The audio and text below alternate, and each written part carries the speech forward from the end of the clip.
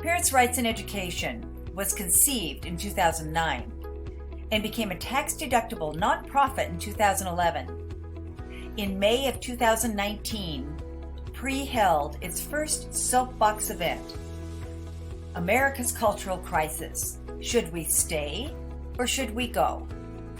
Author of Get Out Now was the keynote speaker. Mary Hassan's speech is featured on the PRE website. We decided to have another soapbox, May 2nd of the following year, 2020, featuring Walt Heyer, author of Trans Life Survivors. 7 weeks beforehand, Oregon Governor Kate Brown declared a state of emergency to control the spread of the China virus. During the following year, in response to repeated emergency shutdown restrictions, PRE rescheduled the event 4 times and changed the event venue 3.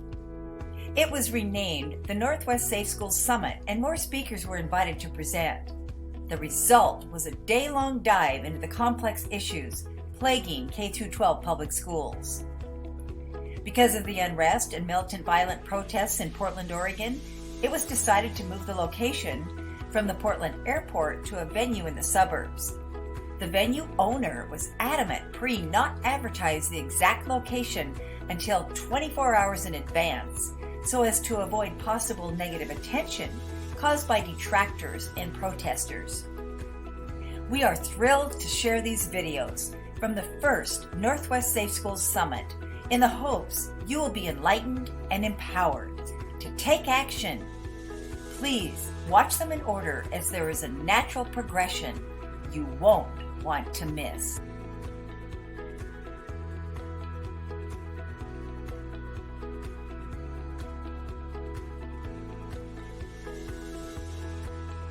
Suzanne Gallagher's professional experience is fashion and interior design, marketing and marketing management.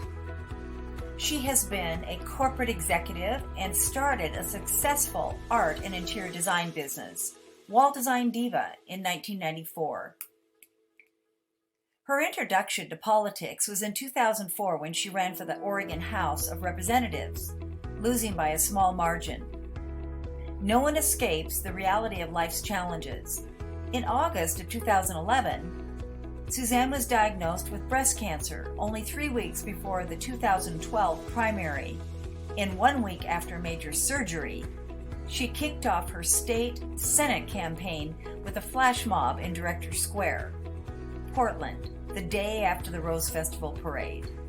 80 volunteers participated, and it appeared 5 times on local television news. During the early 90s, public schools implemented a K-12 health curriculum to prevent AIDS. Included were lessons on condom use for 12-year-olds. Suzanne, president of Oregon Eagle Forum, motivated hundreds of people to attend school board meetings defending parents' rights. She was also a citizen lobbyist in our state capital and trained others to do the same. In 2009, Suzanne joined with You Choose, an issues forum. She moderated the forums and gave talks about sexuality education in public schools. She met a teacher who wanted to form an organization, and Suzanne encouraged them to call it Parents' Rights in Education. Later, she participated in creating videos, which were used to expose the controversial adolescent sexuality conferences held at the Seaside Conference Center, resulting in their cancellation. When the group needed a director in 2018, she volunteered. Today, Suzanne shares her passion for K-12 public school issues, calling for a national reform away from radical bias curriculum and a return to parents' rights and academic.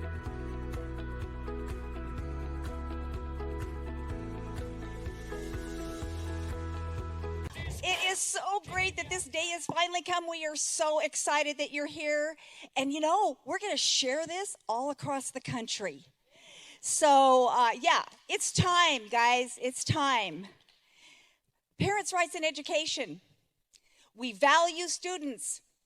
We empower parents. And we enlighten communities. We stand for the fundamental right of parents to raise their children.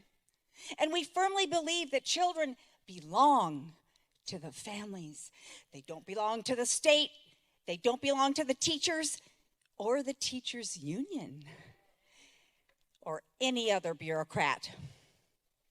We believe that in this current and increasing political climate of medical mandates, forced vaccines, and the hypersexualization of children, parents have the final say. We believe that in this current, and parents are frustrated. They're frustrated that some curriculums are taught to their children that they don't approve of. They want to participate in their child's education, and however, their views are not respected. It is clear the term inclusive only applies to some. Public schools are for everyone.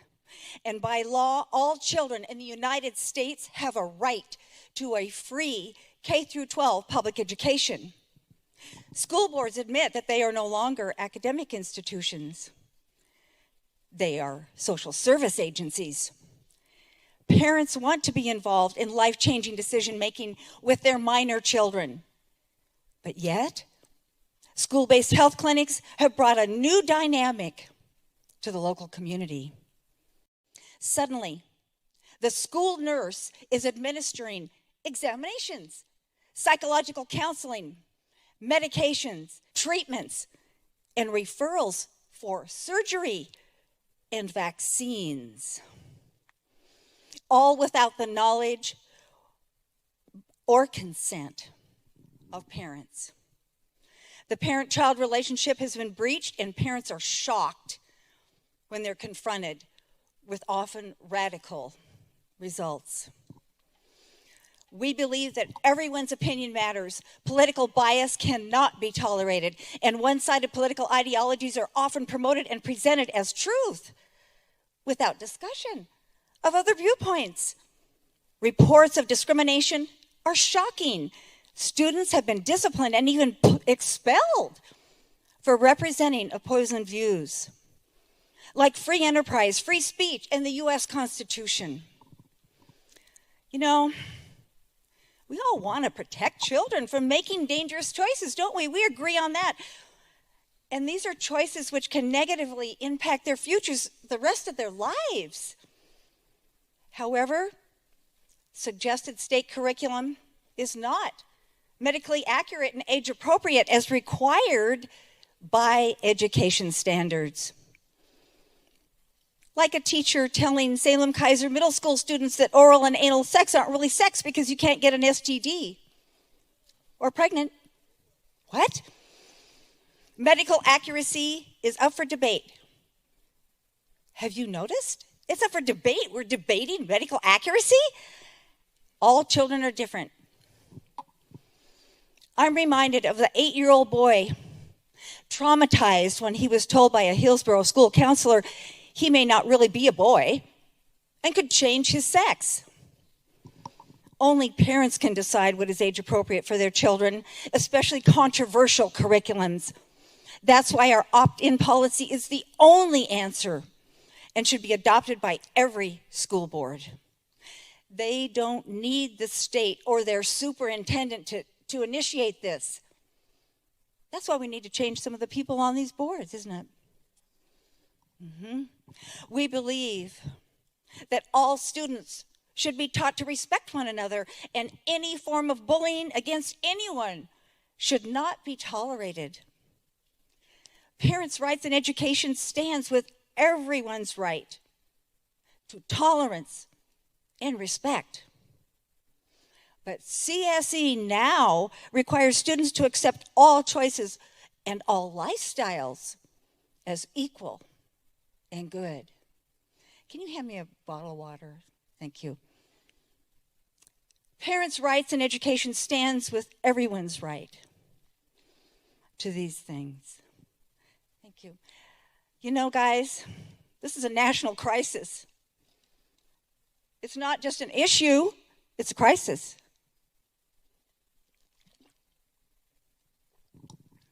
Here we go. In 1964, Dr. Mary Calderone founded Sexuality, Information, and Education Council of the United States, SIECUS. Now that sounds like it's an agency of our federal government, but it's an organization. Doesn't have anything to do with our federal government. 55 years later, in 2019, SIECUS officially renamed to SIECUS, but they dropped their former title, adding the tagline, Sex Ed for Social Change. They're actually put that in writing. This is their goal. SIECUS states, sex ed sits at the nexus of many social justice movements, from LGBTQ rights and reproductive justice to the Me Too movement and urgent conversations around consent and healthy relationships. Planned Parenthood closely aligned with SIECUS in implementing the education piece in our public schools. Connecting the dots there, Planned Parenthood, now SIECUS. There is money in it for them to engage young girls, to experiment with sex. Oh, but it gets worse. We are not fighting one school district or one state agency. SIECUS is now a coalition of organizations, statewide coalitions, state agencies, and school districts from 24 states. Well, they probably have increased that number since they had their meeting in 2019. They are working to advance CSE, the Sex Education Policy Action Council. Is called SEPAC. I think that's kind of interesting. It's not the SEPAC that we attended a couple months ago. This is SEPAC. Sex education, this is what they say, and I'm quoting from their website. Sex education offers a comprehensive policy solution to teach young people about bodily autonomy, consent, reproductive decision-making, healthy relationships, and LGBTQ tolerance and inclusion. SEPAC is expected to grow to include members in all 50 states. I said it's going to get worse. You cannot get away. The District of Columbia and eventually the U.S. territories providing SIECUS with an invaluable opportunity to monitor and affect state legislation. So this isn't just about your school district, this is about your legislature. As you can see, public education is highly involved as partners with SIECUS and in this national plan to promote sexual freedom and healthcare rights. That's why schools are no longer educational institutions. And they have now become officially social service agencies. And they talk about it. They'll tell you that. In fact, public education is the key government agency providing distribution of information and services without parents' knowledge or consent. I often see comments on Facebook like, wow, look at that. Look what they're doing in California. Soon it'll be here. I'm talking about Oregon. It is here. In fact, it was here 4 years before California. Most Oregonians don't realize that. And 12 years before Washington State. Oregon is considered the most progressive in this arena. In 2009, the Oregon legislature passed legislation requiring K through 12 comprehensive sexuality education, which requires that each school district shall provide age-appropriate human sexuality education courses in all public elementary and secondary schools. That's K through 12. Oregon revised statutes allows school-based health clinics to have unprecedented access to students for services provided or referred to Planned Parenthood. Students at any age can access reproductive care without parent knowledge or consent. So when you put reproductive care on your school campus, you've cut the parents out of the loop. 14-year-old students can receive mental health services, which could include counsel related to gender transformation without your knowledge. Minors may seek help from a psychiatrist or a psychologist, mental health therapy from a doctor or social worker without a parent's knowledge or consent. These are all Oregon revised statutes. You can look them up. They're on our website, actually. 15-year-old students can consent to services such as, now get this, guys, hospital care. 15. They don't even have a driver's license. Hospital care, immunizations, medical, dental, optometric, and surgical diagnostic care. Is that code for sex change? They can also receive gender transformation treatments, puberty blockers, counseling, drugs, advocacy. Advocacy? What does that have to do with health? And sex change surgery without parental notification or consent. You don't even have the right to know.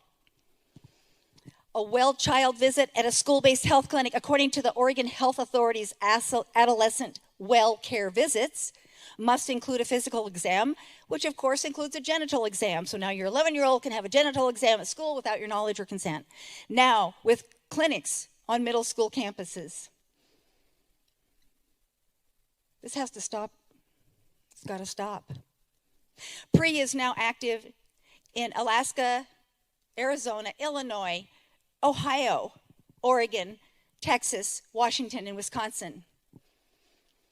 In 2018, when I came on board with PRE because our name embraced the right of a parent to direct the education of their child, we began hearing from parents all over the country. Like the call from an Iowa mom whose daughter announced on her 18th birthday, senior year. You remember that? Great time for a kid. She was invited to the counselor's office. She had decided, her daughter had decided to transition from a beautiful woman, she was a cheerleader, to a man. First time mom ever heard about it, 18th birthday, in the school counseling office. Within a few months, she disowned her family. Then there's the Tualatin 6th grade boy, age 11, sexually abused by a male classmate in the school restroom. He was diagnosed with bowel incontinence and an STD. The school took no responsibility, claiming that there was consent between two 11-year-olds during class time in the school restroom. A middle school student was harassed and bullied by a trans boy in West Linn, Wilsonville. He raised his voice, asking the other boy to, please leave me alone. I'm not interested. The trans boy claimed he was not safe. And unfortunately, the straight student was discriminated against, and administrators asked him to leave the district. Wow. The next year at Lake Oswego High School, this same student was astonished when his freshman English teacher invited two students to promote their gender sexuality club, or better known as GSA club. When he politely raised his hand and asked to be excused, he was rebuked, mocked, and accused of bigotry. English class. Parents of third grade students in West Linn were appalled their children had attended a coming out party for their classmate, a boy transitioning to a girl held in the principal's office. If that little boy, and I'm going to call him a boy, if he continues with so-called treatment, he will never experience what it means to be a mature male. After the decision to close schools in March of last year, 2020, new issues rose to the surface. Students were isolated, struggling with boredom and even depression. Interference by bureaucrats and the public employees unions highlighted the real intention to keep students sequestered and living in fear until the fall of 2021. During the shutdown, parents began to witness much, much more middle school children were exposed to lessons about pain or pleasure during intercourse and how to recognize it. Can you imagine that? That was on a Zoom call for middle schoolers. Fortunately, a mom videotaped it and we put it on Facebook. Kindergartners. Okay, you guys, if any of you have grandchildren, a kindergartner. Okay, they're what, 5? They are counseled they can change their sex to be who they really are. And grade school students are taught they are oppressors and their friends are victims. Teachers attend social justice trainings and embrace the white privilege mantra. Social emotional learning exercises for 8-year-olds promote stereotyping themselves and each other. This is so divisive. After the George Floyd incident, on a Zoom call, the superintendent in my local school district, Tiger Tualatin, declared, quote, "We must concentrate and embrace our ultimate goal, equal outcomes for all," unquote.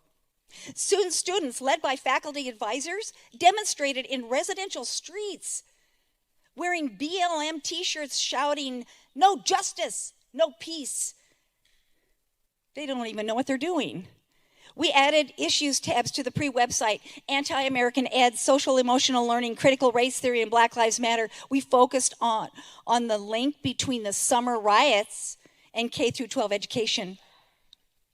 Go to advocatesforyouth.com, where they are recruiting and training protesters ages 14 through 24. That's a Planned Parenthood site, actually. They refer kids to that to learn about, condoms and stuff.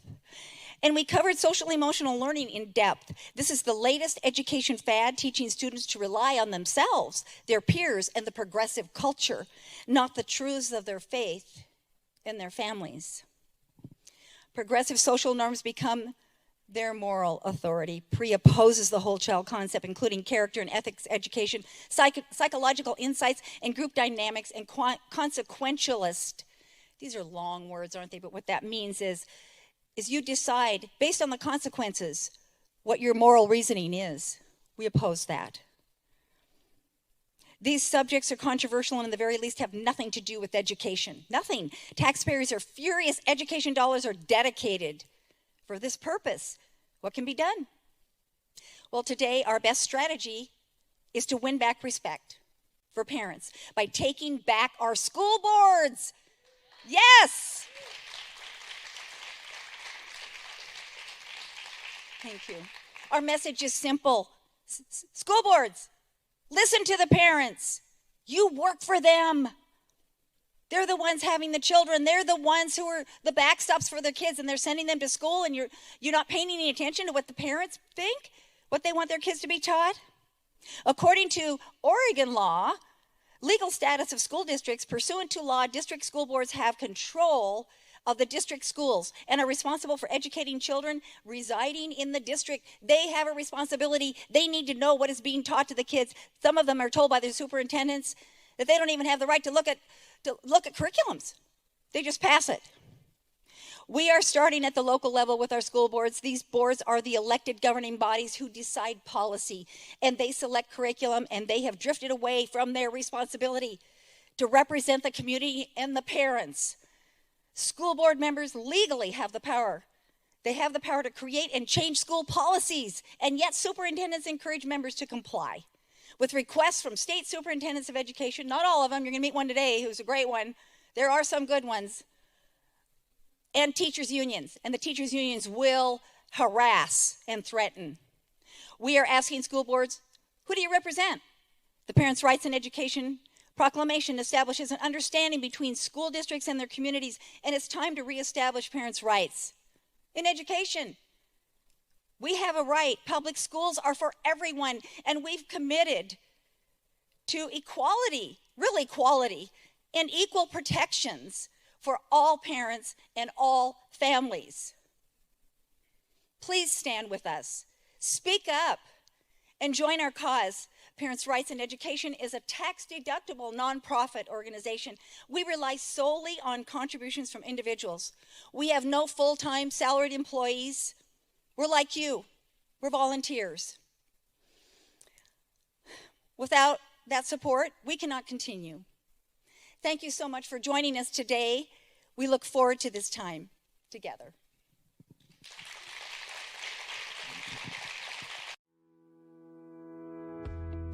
Thank you for watching the Northwest Safe Schools Summit. As you can see, attendees were informed, inspired, and motivated to take action. We partnered with several groups, including Quella Winery, Oregonians for Fair Elections, Western Liberty Network, Pacific Justice Institute, Building Education for Students Together, and KSLM Radio. We are happy you decided to learn more about the issues in K-12 public schools today.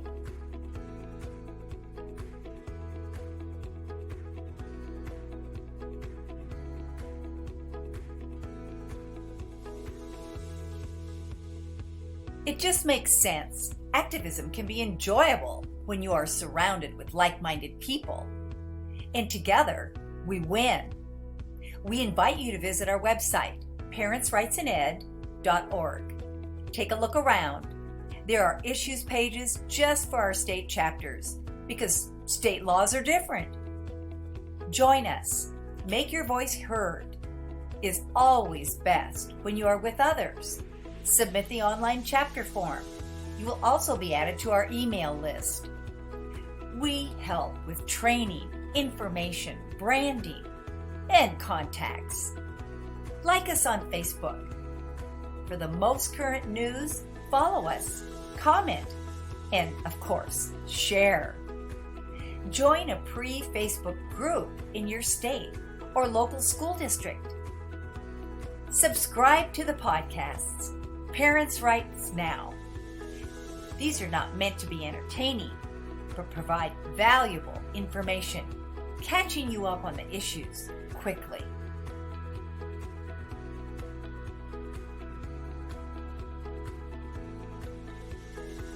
Would you like to help us? Our mission is possible. We've created a great program equipping parents and citizens with the tools they need to be effective in their local school districts.